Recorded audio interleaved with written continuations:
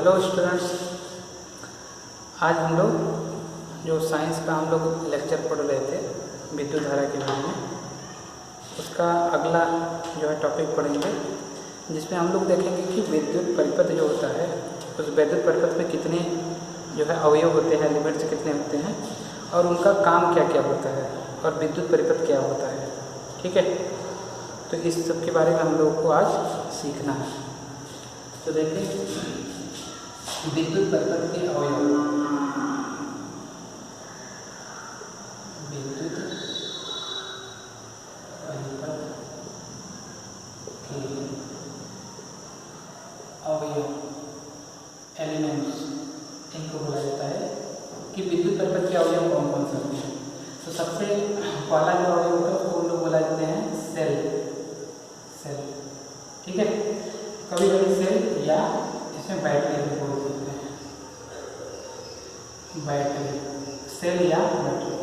तो ये देखिए, विद्युत परिपथ में जब लगा होगा सेल तो इस तरह से बना होगा, इसमें ये इस तरह से जो है संकेत बना होगा, संकेत। तो ये जो संकेत है वो सेल या बैटरी का होता है। तो ये तो सेल का होगा, बैटरी होगा तो क्या होगा, इसमें ये जो प्लेट है इसको, एक को ये जो बड़ी प्लेट होती है उसको धन प्लेट बोलते हैं और जो छोटी प्लेट होती है उसको ऋण। ठीक है, बैटरी होगा तो इसमें ये धन और ऋण प्लेट एक से अधिक होंगे, तो इसको बैटरी बोला जाएगा। ठीक है, ये प्लस ये माइनस हो गया। ओके, तो जो दूसरा एलिमेंट होता है उसको हम लोग बोलते हैं प्रतिरोध या प्रतिरोधकता।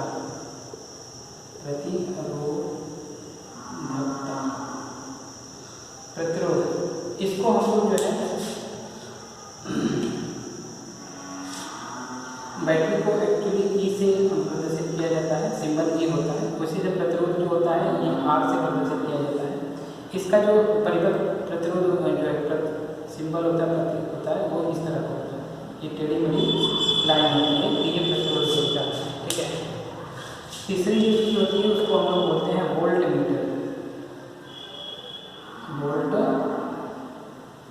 मीटर, ठीक है, तो वोल्ट मीटर को हम लोग जो है V से प्रदर्शित करते हैं, वोल्ट मीटर को V से प्रदर्शित किया जाता है। इसका काम होता है परिपथ के किन्हीं दो बिंदुओं के मध्य विभव को ज्ञात करना। ठीक है, तो इसके लिए हम लोग इसका प्रयोग करते हैं। वोल्ट मीटर का जो सिंबल होता है वो इस तरह का होगा। ठीक है, और इसमें जो है V लिखा है, ये एक तरफ प्लस होता है और एक तरफ माइनस, ये V लिखा है। इसको हम लोग वोल्ट मीटर कहेंगे। इसका काम क्या होता है, विभव को मापना। अगला जो होता है उसको हम लोग बोलते हैं अमीटर। अमीटर, अमीटर, अमीटर को हम लोग A से नापते हैं, A से प्रदर्शित करते हैं और इसका काम होता है धारा को नापना। तो अमीटर का भी सिंबल इस तरह से होता है। ठीक है, ये अमीटर हो गया, इसमें ए लिखा रहेगा, ये प्लस माइनस इस तरह से। ठीक है, अगला जो एलिमेंट होता है उसको हम लोग धारा नियंत्रक बोलते हैं। धारा नियंत्रक, धारा नियंत्रक। ठीक है, धारा नियंत्रक, इसको रियोस्टेट बोला जाता है। इसको इंग्लिश में हम लोग RH करके लिखते हैं। ठीक है, रियोस्टेट। ये कैसा होता है, ये प्रतिरोध जैसा ही इसका सिंबल होता है, जैसा प्रतिरोध का सिंबल होगा, साथ में इसमें क्या होगा, इस तरह से ये क्रॉस ऐसा लिखा रहेगा, या फिर एक तरह और भी हो सकता है, सिंबल ऐसा रहेगा, ये इस तरह का, और इसके साथ में ये कुछ इस तरह का सिंबल ये रहेगा। ठीक है, तो ये इस तरह का भी सिंबल होता है कि ये दोनों सिंबल या तो ऐसा लिखा होगा या तो ऐसा। तो ये हो गया हमारा सेल या बैटरी, प्रतिरोध, वोल्ट मीटर, अमीटर, धारा नियंत्रक। और साथ ही साथ अगला जो होता है उसको हम लोग बोलते हैं कुंजी। कुंजी, ठीक है, कुंजी, कुंजी को हम लोग K से प्रदर्शित करते हैं, K से, और इसका सिंबल होता है कि यहाँ पर ये ऐसा होगा और इसके भीतर इस तरह से ये ऐसा होगा और यहाँ पर ये डॉट का चिन्ह बना रहेगा। इस तरह से ये कुंजी का हो गया। या कभी कभी ऐसा भी रहता है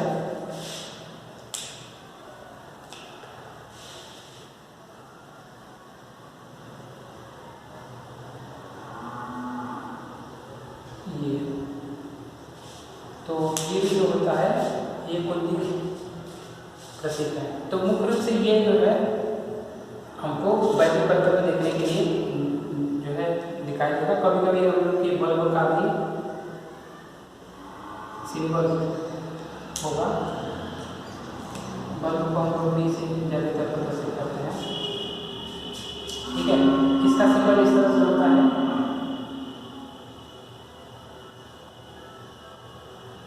ये इस तरह का बना होगा ना, ये बल्ब के लिए सिंबल होगा। इन सभी जो है संकेत चिन्ह है, इनका प्रयोग हम लोग वैद्युत परिपथ के लिए करते हैं, ठीक है। तो ये सारे जो है हमारे विद्युत परिपथ के अवयव हैं मुख्य रूप से। इसके सिवाय भी कुछ और होगा तो हम लोग देखेंगे आगे, ठीक है। लेकिन इतने जो है हम लोग को जानने चाहिए।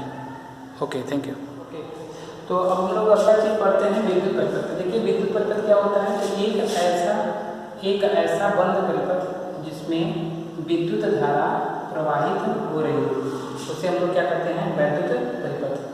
तो इसमें क्या होगा, देखिए विद्युत परिपथ क्या होगा, जैसे कि सेल लगा हो, साथ में यहाँ पर एक कुंजी लगी हुई हो, ठीक है, और इसमें जो है धारा को मापने के लिए यहाँ पर अमीटर लगा हो, और साथ ही यहाँ पर एक प्रतिरोध लगा हो। तो इस तरह का जो कॉम्बिनेशन होता है इसको हम लोग बोलते हैं वैद्युत परिपथ। तो देखिए यहाँ पर ये क्या है कि ये अमीटर, ये क्या है हमारे ये सेल, ये प्लस प्लेट और ये माइनस, ठीक है। ये क्या है, कुंजी है, ये इसका काम क्या होता है, परिपथ को बंद करना और खोलना, ठीक है। बैटरी सेल का काम क्या होता है, परिपथ में धारा के प्रवाह को बनाए रखना। अमीटर का काम क्या होता है, परिपथ में बहने वाली धारा को नापना, ठीक है। प्रतिरोध आर, ये प्रतिरोध। अब इसके सीधे पे भी मान लिया हमको जो है विभव नापना है, तो हम लोग क्या करेंगे, यहाँ पर जो है एक वोल्ट मीटर को कनेक्ट कर देंगे, ठीक है। ये हमने क्या किया, एक वोल्ट मीटर को यहाँ पर कनेक्ट कर दिया, ये है वोल्ट मीटर, ठीक है। तो ये जो पूरा हमको दिखाई दे रहा है, ये क्या है, एक ऐसा बंद परिपथ जिसमें वैद्युत धारा प्रवाहित हो, उसे हम लोग क्या कहेंगे, वैद्युत परिपथ। अब देखिए इसमें क्या होता है, ये जो सेल होता है, सेल के प्लस प्लेट से सदैव धारा प्रवाहित होती है। ये धारा जो है सेल के प्लस प्लेट से निकलेगी, ठीक है। अब ये अमीटर में से जाएगी, तो अमीटर में क्या होगा, जो है डायल लगा होता है, ऐसा अमीटर होता है जिसमें एक जो है सुई होती है, वो जो है यहाँ पर नंबर लिखे रहते हैं, तो उनके जो है रहती है। तो ये इधर उधर प्रवाहित जो है होगा, तो ये धारा को इंडिकेट करेगा कितनी एम्पीयर की धारा बह रही है, ठीक है। तो ये अमीटर इसको धारा को नाप लेगा। फिर यहाँ से धारा जो है इसमें जो करंट है इसमें प्रवाहित होगा, तो इसके सिरों के बीच में जो भी विभव होगा ना, उसको जो है नापा जा सकता है। ये मान लीजिए पी और क्यू बिंदु है, तो इनके सिरों के बीच में जो भी विभवांतर होगा उसको हम लोग इस वोल्ट मीटर की सहायता से नाप सकते हैं। वोल्ट मीटर भी में भी डायल लगे होते हैं, उसकी सहायता से हम लोग उसको नाप सकते हैं। परिपथ ये कुंजी का काम क्या होता है, कुंजी का काम ये है कि अगर हम लोग कुंजी इसमें लगा देंगे तो ये सिरा और ये सिरा एक दूसरे से कनेक्ट हो जाएगा, तो इसमें धारा बहने लगेगी। अगर ये प्लस प्लेट और माइनस प्लेट अगर एक दूसरे से ना जुड़े हो तो धारा कभी प्रवाहित नहीं होती। ये कुंजी का काम यही होता है, इस सिरे को और ये जो प्लस वाला सिरा है उस वाले को दोनों को जोड़ना। इसके लिए हम लोग कुंजी को बंद कर देते हैं। जब कुंजी बंद होगी तो धारा प्रवाहित होगा, कुंजी जब खुली होगी तो यहाँ पर डॉट नहीं बना होगा, इसका मतलब है कुंजी खुली है, तो इसमें धारा का मान क्या होगा, शून्य होगा। तो जब भी कहेगा कि कुंजी बंद है तो इसका मतलब हमारा परिपथ बंद है, इसका मतलब उसमें धारा क्या हो रही है, प्रवाहित हो रही है। तो ये जो बना हुआ है इसको हम लोग क्या कहते हैं, वैद्युत परिपथ। तो अगर परिभाषा लिखनी होगी एक लाइन में तो हम लिख सकते हैं,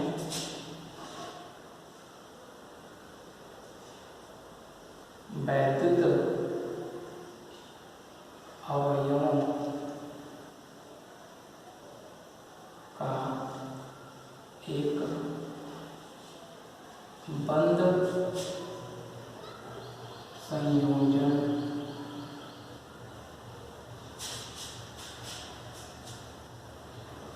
वैद्युत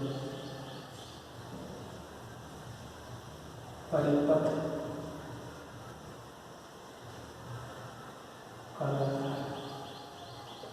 वैद्युत परिपथ कहलाता है।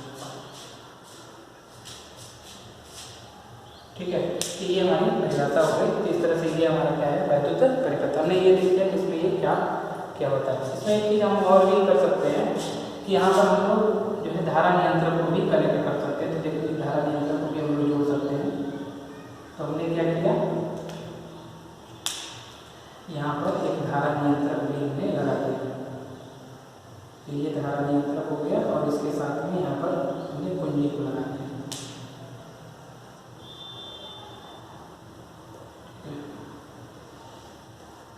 ये देखिए ये हो गया कुंजी और ये हमारा धारा नियंत्रक। ठीक है, तो ये हो गया कुंजी के और ये धारा नियंत्रक RH। धारा नियंत्रक का काम क्या होता है, धारा के मान को कम और अधिक करना। ठीक है, जैसे हमको इसके ऊपर इधर तक खिसकाने से हमको क्या होगा, धारा का मान बदल जाएगा। जैसे मान कभी 1 रुपये की धारा बह रही है, उसको बढ़ाना है तो हम लोग इधर खिसका देंगे तो धारा का मान बढ़ जाएगा। ठीक है, धारा का मान कम करना, उधर से खिसका देंगे तो ये धारा का मान कम हो जाएगा। तो धारा का नियंत्रक का काम होता है परिपथ में बहने वाली धारा को कम और अधिक करना। ठीक है, तो ये सारे हमारे अवयव हो गए जो इस तरह से कनेक्ट होते हैं। तो इसमें एक चीज़ याद रखने वाली है कि जो अमीटर होता है, अमीटर को सदैव ही परिपथ में श्रेणी क्रम में जोड़ा जाता है, श्रेणी क्रम। तो ये है अमीटर। तो अमीटर हमेशा ही, अमीटर जो होता है वो परिपथ में सदैव ही श्रेणी क्रम में जोड़ा जाता है। जबकि वोल्ट मीटर जो होता है परिपथ में सदैव, ये जो वोल्ट मीटर है, वोल्ट मीटर सदैव ही परिपथ में समांतर क्रम में जोड़ा जाता है। कौन से क्रम में, समांतर क्रम में। ठीक है, तो इस तरह से अगर जुड़ा होगा तो इसको श्रेणी क्रम बोलेंगे और इस तरह से जुड़ा होगा तो इसको समांतर क्रम में कहा जाएगा। ठीक है,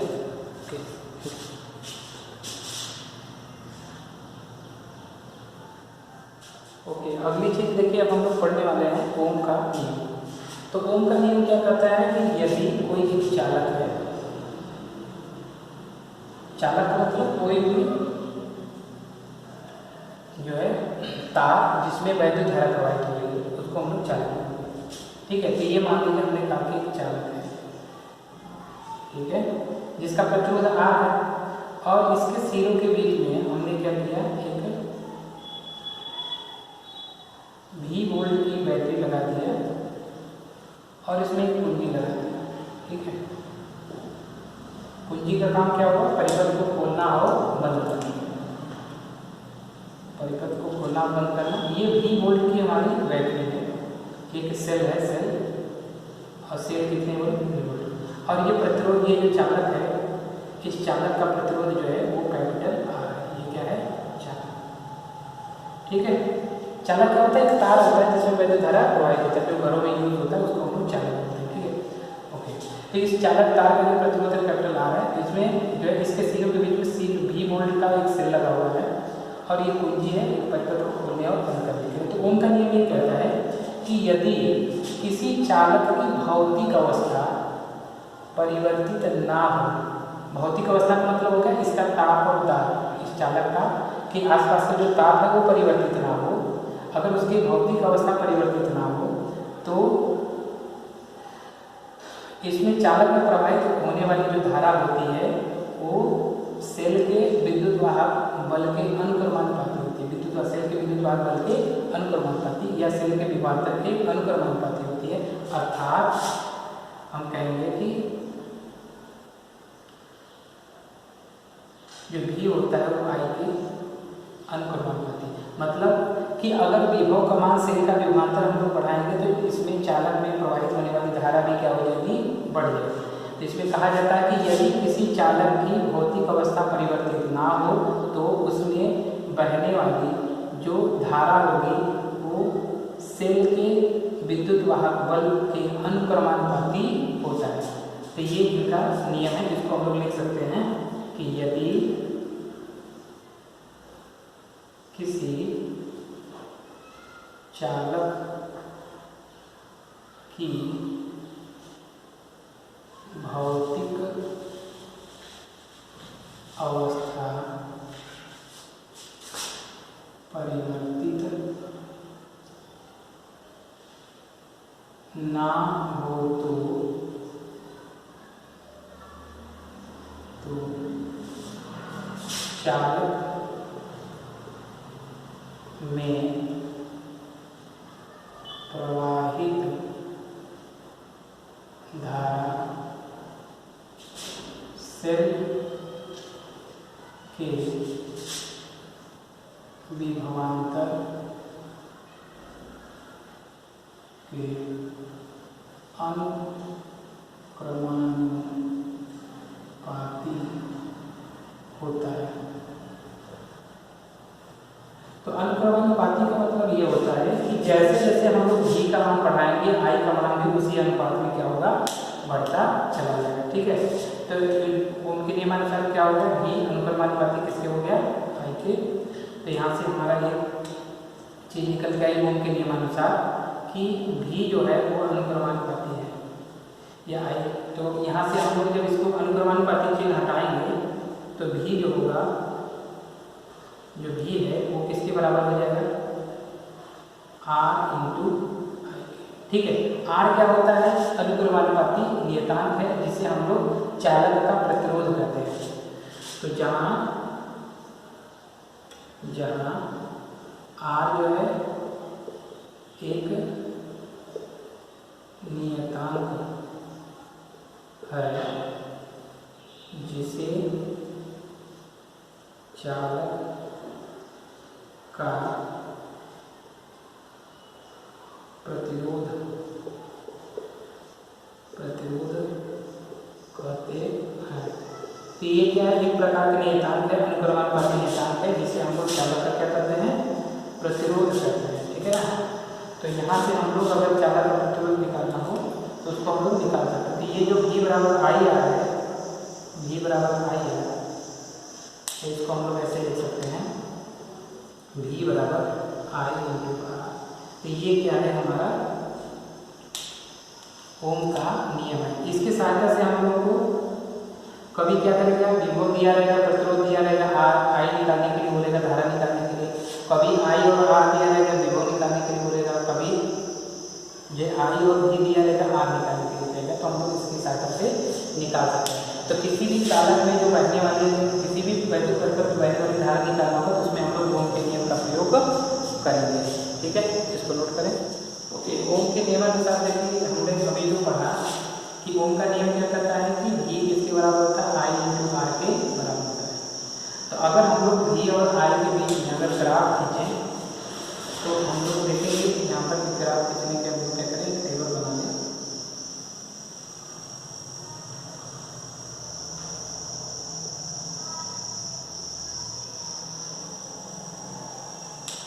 तो ये हमारा v और यहाँ पर i और ये हमारा r हो गया, r बराबर v बटा। ठीक है, तो v हमने कहा कि अगर मान लीजिए हमने कहा कि चालक है,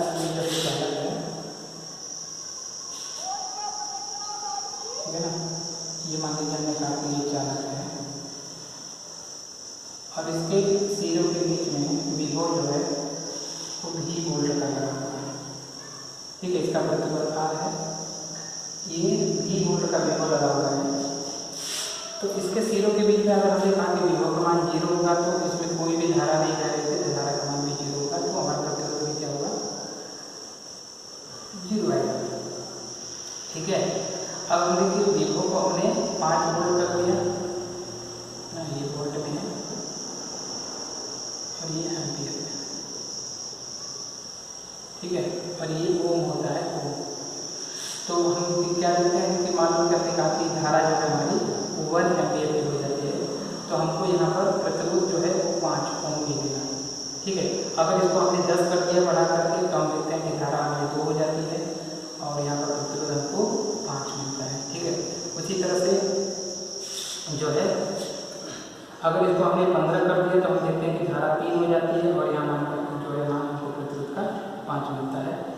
फिर उसी तरह से अगर इसको हमने 20 कर दिया तो हम देखते हैं कि 4 हो गया, तो फिर से हमको ये कितना मिलता है 5।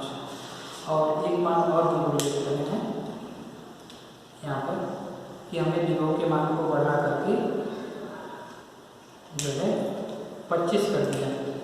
ये हमने इसको अगर 25 कर दिया तो 5 एम्पियर हो जाता है और यहाँ पर हमको ये मान मिलता है। ठीक है, तो इस तरह से हम क्या देखते हैं कि जैसे जिस अनुपात में हम लोग विभव को बढ़ा रहे हैं उसी अनुपात में हमारा वैद्युत धारा भी क्या हो रहा है, बढ़ रहा है।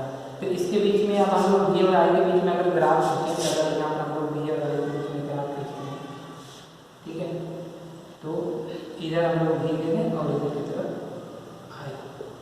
ठीक है, तो ये V जो है वोल्ट में है, वोल्ट में, और ये धारा जो है वो एम्पियर में है,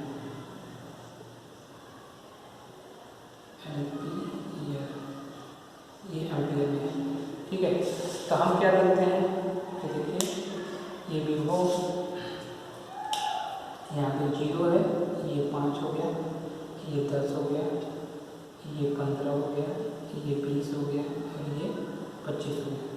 अब यहाँ पर हमने कह दिया कि ये 1 है, ये 2 है, ये 3 है, ये 4 है, ये 5 है। ठीक है, तो हम क्या देखते हैं कि जब हमारा जो है विभव का मान 0 है तो धारा, विभव का मान 0 है तो धारा का मान भी क्या है 0। इसका मतलब यहाँ पर एक पॉइंट होगा। जब हमने विभव को 5 कर दिया तो धारा हमारा 1 हो जाता है, तो 5 होने पर धारा हमारा कितनी बनी है 1, तो ये वाला पॉइंट मिलेगा। उसी तरह से जब हम लोग विभव को 10 कर देते हैं तो हमको धारा जो है वो मिल जाती है। इस तरह से हम देखते हैं कि ये हमको यहाँ पर मिल गया। ठीक है, तो ये हमारा कुछ यहाँ पर मिलता है। उस तरह से अगर इसको हम लोग विभव के मान को 15 कर देते हैं तो हमको धारा जो है 3 मिल जाती है, तो हम लोग ये 3 के सीध में इसको कर देते हैं। ठीक है, तो ये वाला हो जाएगा। उसके बाद विभव के मान को 20 कर देते हैं तो हम लोग को धारा जो है मान 4 हो जाता है, तो ये बोल गया। और जब विभव के मान को 25 करते हैं तो धारा हमको यहाँ पर 25 मिल जाती है। ठीक है, तो इस तरह से हमको ये जो पॉइंट मिले हैं इनको अगर मिलाएं, इनको मिलाते हैं रेखा खींचे तो हम देखते हैं कि ये रेखा एक सीधी रेखा मिलती है। तो ये जो सीधी रेखा मिल रही है इसको हम लोग बोलते हैं प्रतिरोध। कि ये क्या प्रदर्शित करता है, तो प्रतिरोध, प्रतिरोध, तो ये चालक के प्रतिरोध को प्रदर्शित करता है। तो ये अगर कभी कहा जाएगा ओम का नियम लिखिए और V और I के बीच में ग्राफ खींचे, तो इस तरह से हम लोग इसको खींच सकते हैं। इसमें क्या किया गया है, विभव के मान को बार बार जो है बदल करके इसमें धारा का मान ज्ञात किया गया है कि धारा का मान क्या होगा। इसमें परिकल्प में हम लोग धारा के मान को ज्ञात करने के लिए वोल्टमीटर लगा सकते हैं। तो हमने यहाँ पर अमीटर लगा सकते हैं, ये अमीटर लगा दिया। तो विभव इसमें सेल के मान को बदले देना है, बार बार बदल रहे तो इसमें हम देख रहे हैं धारा कितनी जा रही है, बार बार उसको लिख लिया और उसके बाद ये टेबल बना लेंगे, उसको लिख लेंगे, उसके बाद ये ग्राफ बनाएंगे तो हमको एक सीधी रेखा मिलेगी। तो ये जो सीधी रेखा है क्या प्रदर्शित करता है, तो ये चालकता का प्रतिरोध प्रदर्शित करता है। ठीक है, ओके, कंप्लीट। ओके, तो अब हम लोग क्या करेंगे, ओम के नियम का प्रयोग करके जो है वैद्युत परिपथ में हम लोग धारा का मान ज्ञात करेंगे। ठीक है, तो हम लोग इसमें न्यूमेरिकल करते हैं कुछ। ठीक है, ये देखिए न्यूमेरिकल है, तो लिखेंगे प्रदर्शित परिपथ में प्रतिरोध में बहने वाली धारा का मान ज्ञात कीजिए। ठीक है, तो ये देखिए वैद्युत परिपथ यहाँ पर दिया गया है और इसमें एक सेल लगा हुआ है, कुंजी है, और इसमें बहने वाली धारा कुछ है धारा। सेल का विद्युत लाभ वाला है विभव है वो 10 वोल्ट दिया गया है, कुंजी ये है और ये प्रतिरोध R है और इसका मान दिया गया है 5 ओम। ठीक है, प्रतिरोध का मात्रा क्या होता है, 5। तो कह रहा है कि परिपथ में बहने वाली धारा का मान लीजिए। तो मान लीजिए कि हमने कहा कि यहाँ सेल से जो है I धारा निकल कर इसमें से जा रही है, तो हम कहेंगे वही I धारा इसमें भी जाएगी क्योंकि जाने का रास्ता एक ही है। वही आई धारा। तो इसमें प्रतिरोध में बहने वाली धारा का मान पूछ रहा है, इसको हम लोग निकाल सकते हैं। कैसे निकालेंगे? ओम के नियम से। इसमें जो जो दिया है उसको पहले लिख लें। तो हमको यहाँ पर दिया गया है जो है V का मान, ठीक है, ये दिया गया है कितना 10 वोल्ट, ठीक है। और क्या दिया है? प्रतिरोध R का मान, तो ये दिया है 5 ओम, तो ये दिया गया है। अब हम लोग क्या करें? ओम के नियम लगा दें। तो ओम के नियमानुसार, तो ओम के नियमानुसार क्या होता है? V बराबर I इंटू R। यहाँ से हमको क्या करना है? I निकालना है, तो R का जो भाग दे दें। यहाँ क्या हो जाएगा? I बराबर V बटा R, ठीक है। इसकी वैल्यू हम लोग रखते हैं। तो I बराबर क्या होगा?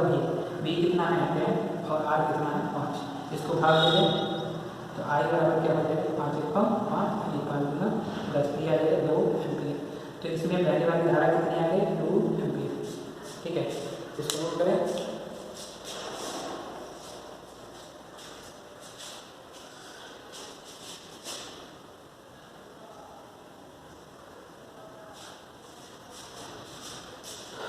ओके, एक और मिनट को हम लोग देखते हैं, ठीक है।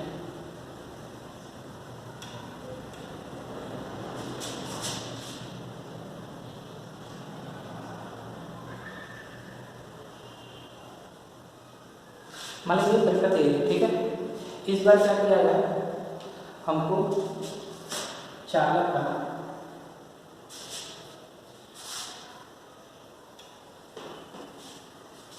तो प्रदर्शित परिपथ में चालक का प्रतिरोध ज्ञात कीजिए। तो चालक का प्रतिरोध ज्ञात करने के लिए बोल रहा है। तो हमने क्या किया? यहाँ पर मान लेंगे इसका चालक का प्रतिरोध आ रहा है। अब ये हमको क्वेश्चन में दिया गया है कि ये जो है 10 या 20 वोल्ट है। ये हमने कह दिया कि 20 वोल्टेज इसका विभव है। और धारा का मान क्वेश्चन में दिया गया है कि धारा जो है वो 2 एम्पीयर बह रही है ना। जबकि और यहाँ पर लिखिए जबकि परिपथ में प्रवाहित धारा 2 एम्पीयर, तो ये है, ठीक है। इसको हम लोग को ज्ञात करना है। तो इसे क्या करेंगे? हम लोग को जो जो दिया है इसको लिख लें। इसमें हमको दिया गया है जो है धारा I, तो I दिया है कितना? 2 एम्पीयर। और दूसरा क्या दिया है? विभवांतर V, ठीक है। ये विभव V हमको दिया गया है कितना? 20 वोल्ट, ठीक है। तो हम लोग क्या करेंगे? ओम का नियम लगा देंगे। ओम के नियमानुसार, तो ओम के नियमानुसार क्या हो जाएगा? V बराबर I इंटू R। इसमें हमको क्या करना है? R निकालना, प्रतिरोध निकालना है। तो R बराबर क्या हो जाएगा? V बटा I हो जाएगा, ठीक है। तो यहाँ पर हम लोग रखते हैं। तो R बराबर V कितना है? 20 बटा I कितना है? 2 एम्पीयर। इसको अगर भाग दें 2 को 2 दाम में 20, तो R को मिल जाएगा कितना? 10 ओम, ठीक है। तो ये हमारा चालक का प्रतिरोध जो है ज्ञात हो गया। ओके, तो इसको जो है नोट कर लीजिए। ओके स्टूडेंट्स, तो आज की क्लास बस यहीं पर खत्म हो रही है, ठीक है। आगे हम लोग इस पर कुछ और भी अच्छे क्वेश्चन करेंगे, ठीक है। तो अगली क्लास में मिलते हैं। Bye bye.